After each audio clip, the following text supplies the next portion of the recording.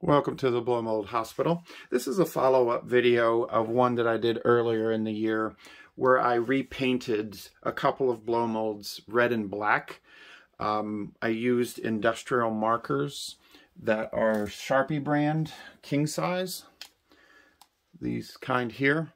I'll put a link to that video in the description of this one. But what I didn't do in that particular video was show you what it looks like after it's finished with a light inside of it. How does the light shine through? And in that video where I painted them, I used different patterns. The black can go on in any pattern, covers over itself nicely. But the red has a distinctness about it when you put it on. If you put it in straight lines, it's very apparent that it's straight lines. You can see the lines in the painting, and I didn't like that. So I used a pattern where I did a lot of circles, and as you see, it does kind of, in my mind's eye, it provides a little bit of texture, almost like a cloth.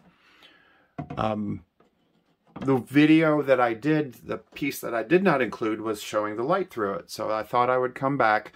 I've stored these since I did that original video, so I just got them out for Christmas this year. So I thought I'd do a quick follow-up to show you what it looks like with the light inside.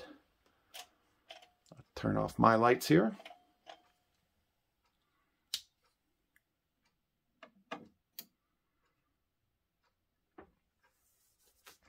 So it's a little difficult in this low light to see, but I think you'll get the gist of it. That the black is black and doesn't let much light through. I didn't do all of this here because some of this black back here was still in place, but it still shows up the way that you would expect it to. And I'll try to bring it in here, but as you see, that circular pattern that I was talking about, and it's really a random circular pattern. It's to not make any lines when you do it. I think it shows up pretty nicely. It is completely usable. It is completely visible. And for me, I think it's a great opportunity to save a blow mold that doesn't have any coloring left or that's very faded, to be able to put some color back on it and be able to use it both in day and night. And I think it's not bad.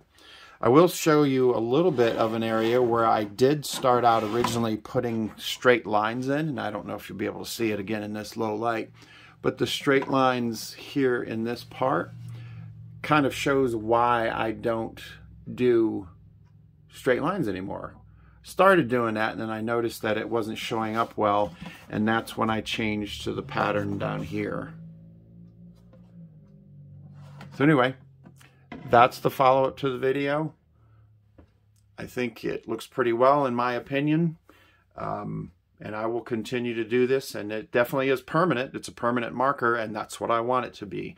I don't want to have to repaint these things over and over again, so this will be a permanent solution unless, again, it fades out in the sun. But I don't plan on putting much of my repainted ones back out into the sun. So I appreciate it, and thanks for joining me on the Blow Mold Hospital.